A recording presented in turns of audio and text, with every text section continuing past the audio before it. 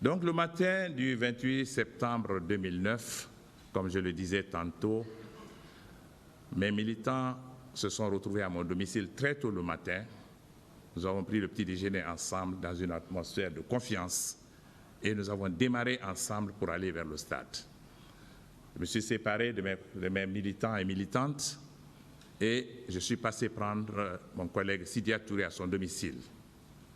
Arrivé au niveau du stade, nous avons vu que le stade était déjà, l'inscription a déjà été rempli de monde, parce qu'il y avait déjà une première pluie fine le matin. Eh bien, le monde était déjà nombreux. Nous avons dû contourner, passer par l'Andrea pour rejoindre le domicile de notre porte-parole, le regretté Jean-Marie Doré à Donka. Nous étions les derniers arrivés, tous les autres collègues étaient présents. Et lorsque nous sommes arrivés, on nous avait informé qu'il y avait eu des problèmes au stade. Et Jean-Marie nous a informé qu'il attendait une délégation des religieux, mais compte tenu déjà de l'atmosphère vers sur l'esplanade, nous avons estimé qu'il fallait qu'on rejoigne nos compagnons. Parce que je voudrais vous dire, Monsieur le Président, que durant les préparatifs, nous avions pris les engagements sur toutes les radios privées pour dire que cette fois-ci, les responsables, les premiers responsables seraient présents. Et parce qu'il était de pratique, moi, c'était la première fois que je participais aux activités politiques en Guinée, mais j'étais un observateur politique avant. Et j'avais constaté, comme tout le monde, que des manifestations violentes s'étaient passées en Guinée, mais que chaque fois qu'il y avait ces manifestations, les leaders étaient absents. Certains avaient pris les vols pour aller à l'extérieur et on envoyait les militants devant. Nous avions donc pris la décision que cette fois-ci, nous serions là, présents et devant nos militants. C'était une décision ferme et tous les premiers responsables étaient présents ce jour-là, à l'exception du président du RPG qui avait quitté Conakry quelques jours plus tôt. C'est ainsi que nous sommes partis du domicile de M. Jean-Marie Doré, situé à Donka, à pied. Nous étions tous là.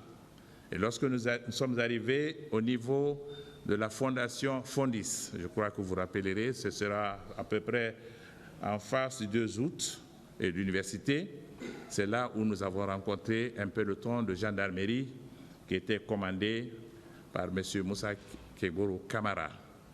Il y a eu une longue discussion avec lui, lui souhaitant que nous puissions changer la date. Mais là où nous étions, nous ne pouvions plus changer de date, étant donné que des dizaines de milliers de militants étaient déjà réunis à quelques pas de nous. Il n'était plus question pour nous de retourner. Cela aurait constitué peut-être une trahison de notre part si nous n'avions pas rejoint nos militants qui étaient déjà massivement mobilisés.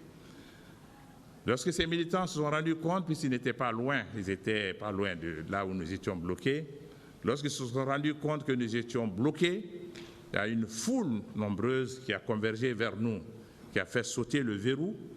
À partir de cet instant, Monsieur le Président, nous n'avons plus, nos pieds n'ont plus touché le sol. Nous avons été pris en triomphe par nos militants. C'était des dizaines de milliers de personnes portées en triomphe vers le stade. Nous ne savons pas comment les portes du stade avaient été ouvertes, mais ce qui est sûr, nous sommes rentrés à l'intérieur du stade, portés en triomphe par cette masse, jusqu'à l'intérieur du stade. Nous sommes montés, nous sommes installés à la tribune. Tous les leaders étaient présents. Et l'atmosphère était une atmosphère des grands jours. Nos militants avaient pris d'assaut et les tribunes et les gradins. Je remarque, quand je me rappelle encore, ces jeunes en train d'entonner l'hymne national et d'autres qui s'étaient alignés sur la pelouse pour prier, faire 2 rakats de prière, pour remercier Dieu de nous avoir donné l'occasion d'être là et remercier Dieu également qu'il puisse bénir notre pays pour l'avènement de la démocratie en Guinée. C'était un grand moment, Monsieur le Président. J'étais là et je regardais ce spectacle avec beaucoup d'encouragement pour l'avenir de notre pays. À un certain moment, nous avons vu notre porte-parole faire son entrée par le portail de l'entrée des footballeurs. De là où nous étions, moi j'étais sur la première ligne et il y avait Sidia à ma droite, Selou Dalin, Bouakar Silla et ainsi de suite. Mais nous, notre position sur l'aile gauche était une position stratégique qui nous permettait de voir directement le portail d'entrée. Nous avons vu notre collègue Jean-Marie faire son entrée, ovationné par les jeunes. Et à son habitude, il était en costume cravate. Et les jeunes l'ont ovationné et nous étions contents que notre porte-parole ait décidé finalement de se joindre à nous. Aussitôt, nous avons entendu des crépitements d'armes à l'extérieur, suivis d'une grande nuée de gaz lacrymogène qui a envahi tout le stade. Le stade a été inondé de gaz lacrymogène. Nous étions à la tribune, mais de là où nous étions, on n'arrivait plus à respirer. C'était ma première expérience avec l'odeur ocre et sulfureuse du gaz lacrymogène. Les jeunes ont formé un cordon pour nous apporter, ils avaient des feuilles pour nous protéger justement contre l'effet du gaz lacrymogène. Je crois qu'ils en avaient l'habitude. Et donc, c'est en ce moment que la panique a gagné tout le stade. Les jeunes couraient partout. Les gens cherchaient il y a eu un moment de panique. Ces tirs à l'extérieur ont précédé l'entrée des soldats à l'intérieur du stade. Et ensuite, les militaires ont fait leur entrée. Et quand ils ont fait leur entrée, de là où j'étais, j'ai reconnu le commandant Aboubacar Sidiki Diakité parmi eux. Il était facilement reconnaissable. Je n'avais pas de relation personnelle avec lui, je ne l'avais jamais approché, mais tous les Guinéens le connaissaient parce qu'on le voyait toujours avec son regard sévère derrière le président du CNDD. Je l'ai reconnu, les militaires sont rentrés, les militaires ont commencé à tirer sur la foule qui était en débandade. Vous ne pouvez pas vous imaginer, Monsieur le Président, une foule dans un endroit fermé, un enclos fermé, les portails tenus par les militaires, avec les murs hauts, des femmes, puisqu'il y avait beaucoup de femmes ce jour-là, tous les militants, toutes les militantes des différents partis, tous les partis de Guinée étaient dans ce stade. La panique a gagné le monde. Les gens couraient partout. Ils escaladaient les murs, ils tombaient. Et j'ai vu des jeunes tomber sur la pelouse quand les militaires tiraient sur eux. Sidia m'a demandé, il m'a dit, mais écoute, tu as vu, ils sont en train de tuer les jeunes. J'ai dit oui, effectivement, ils sont en train de tuer les jeunes. Je n'avais jamais imaginé que cela pouvait se produire dans mon pays. C'est en ce moment que nous avons vu le commandant Toumba monter les escaliers vers nous. Il est monté, arrivé à notre niveau. Il a dit où sont les leaders? Nous étions déjà debout.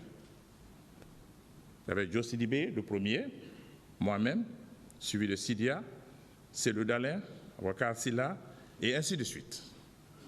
Et dès que nous sommes levés, les militaires qui étaient derrière lui, que je reconnais comme étant le groupe de Marcel, je vous en parlerai tout au long de mon exposé. Ce groupe-là s'est emparé de nous. Nous avons reçu les premiers coups. Sidia a reçu un violent coup de gourdin ou de crosse de fusil sur sa tête. Le sang a jailli. Ensuite, j'ai reçu un violent coup. Je suis tombé sur les gradins, sur le coude droit, qui s'est déchiré. Le sang, la douleur, je l'ai ressenti vivement. C'est ainsi que nous sommes descendus, tous les leaders qui étaient à la tribune, d'autres sont partis de la partie droite. Nous, on est descendus sur l'escalier de la partie gauche, toujours poursuivis par ces assaillants, jusque sur la pelouse. Arrivé sur la pelouse, j'ai vu notre collègue Cellou Dalein entre leurs mains. Il y avait au moins 5, 6 ou 7 militaires, ils étaient nombreux, tentant de l'étrangler, littéralement, le rouant de coups. Je l'ai vu entre leurs mains. Et pendant que nous étions arrêtés, j'ai vu Marcel asséner un violent coup sur la tête de Sidia Touré. Et puis, ce sera mon tour. Un violent coup de matraque sur ma tête, je suis tombé, Monsieur le Président. Je me suis relevé tout de suite. J'avais senti un grand coup. Je me suis accroché à la ceinture de mon jeune et infortuné collègue du jour, Mokhtar Diallo. Je me suis accroché à sa ceinture. Mais comme mon aide de camp, mon garde-corps, un civil qui était avec moi et qui était habillé comme les autres policiers, il portait un t-shirt noir, ayant vu ce coup violent sur ma tête, à partir de cet instant, celui-ci m'a couvert de son corps. Et moi, accroché à Mokhtar, Sidia devant, Mokhtar était déjà blessé à la tête, Sidia blessé à la tête, moi au coude. C'est en ce moment que Toumba nous a dit, il a essayé de dégager les militaires. Il ne pouvait pas. Difficilement, il nous a extraits et il nous a demandé de le suivre. C'est ainsi que nous sommes sortis du stade de l'intérieur du terrain de football et nous l'avons suivi, mais nos assaillants nous poursuivaient toujours. Arrivé au niveau du palais des sports, on a vu des militaires en train de déshabiller des femmes, en train de battre des femmes. Nous avons vu une femme presque déshabillée qu'ils tiraient vers le palais des sports. Et c'est ainsi que nous avons marché jusque sur l'esplanade du stade du 28 septembre. Arrivé là, nous avons retrouvé notre infortuné porte-parole Jean-Marie Doré. Il n'avait plus sa veste, ni sa cravate. Il était battu à sang et j'ai eu le cœur meurtri pour voir exactement ce qui était arrivé à ce vieil homme. Il est venu vers nous. C'est en ce moment que Toumba nous a embarqués dans son véhicule. Je suppose que c'est son véhicule, parce qu'après, c'est dans ce véhicule-là qu'il va nous transporter. Nous avons été tous embarqués dans ce véhicule, Sidia Touré, Mokhtar Diallo, Jean-Marie Doré et moi-même. Lorsqu'il nous a embarqués dans son véhicule, ça devait être une Jeep, et il est reparti en courant vers le stade. Il nous a laissés dans le véhicule qui était garé juste en bordure de la route. Et chaque fois que je passe en cet endroit, même ce matin, je dis toujours à mon chauffeur, c'est ici que Toumba nous a embarqués. Il est parti à l'intérieur du stade en courant. Pendant ce temps, Marcel et ses soldats tournaient autour du véhicule. Ils proféraient des menaces. Et à ce moment, il a donné un violent coup de matraque dans le visage de Sidia Touré. J'ai ressenti ce coup parce qu'il était violent. C'était dans plein visage. Sidia lui a dit, mais qu'est-ce que moi je t'ai fait? Et Marcel a répondu, vous n'allez jamais gouverner ce pays, on va vous tuer tous. Et il menaçait. Nous étions pris de frayeur parce qu'on n'avait personne pour nous protéger. C'est en ce moment qu'on a vu Toumba revenir en courant toujours. Il est revenu, il s'est mis au volant, il a démarré. Plutôt que de prendre la route du camp, parce que pour nous, Toumba est venu, ils sont venus pour nous arrêter, il a fait le demi-tour et il a pris la route de Donka. Il allait à une très grande vitesse, je dirais à tombeau ouvert, on est allé jusqu'au niveau du pont du 8 novembre. Arrivé à ce niveau, il a tourné à droite. J'ai pensé à cet instant-là qu'il nous amenait au quartier général du CMS, la police, et il est allé finalement, il a garé devant la clinique Ambroise Paré. Devant la clinique Ambroise Paré, nous sommes descendus.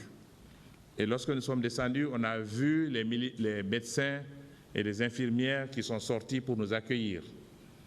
Et c'est en ce moment encore qu'on a vu Marcel surgir. Le commandant Thieboro était présent sur les lieux. Alors il y a eu une altercation entre Marcel et Toumba. C'est là où nous avons su que celui qui nous battait à l'intérieur du stade s'appelait Marcel, parce que Toumba l'appelait par son nom. Ils ont eu une longue discussion. Après, Toumba l'a tiré vers un côté. Il parlait tout à Marcel, mais non, on va faire ça. Il dit non, il faut. Marcel tenait à ce qu'on nous amène au cas Al-Faya et Toumba tenait à ce qu'on nous soigne à la clinique. Ils sont allés de l'autre côté de la route. Toumba n'a pas réussi à le contenir. Il est venu vers nous. Le commandant Thieboro a essayé timidement aussi d'intervenir auprès de Marcel. Ça n'a pas marché. Et c'est ensuite que Marcel a sorti une grenade pour dire que si on nous recevait dans ce dispositif hospitalier, il allait faire exploser la clinique. Les infirmières et les médecins qui étaient là ont tous fui, sont rentrés tout de suite en courant dans la clinique. Nous-mêmes, nous étions pris de frayeur. Toumba ayant compris qu'il n'avait pas la possibilité de nous faire admettre dans cette clinique, Toumba nous a réembarqués dans son véhicule et toujours à la même allure, je dis vraiment à une grande allure, c'est pour ça que j'ai utilisé le terme à tombeau ouvert. On est revenu jusqu'au pont du 8 novembre et cette fois-ci, il a pris la direction de la ville.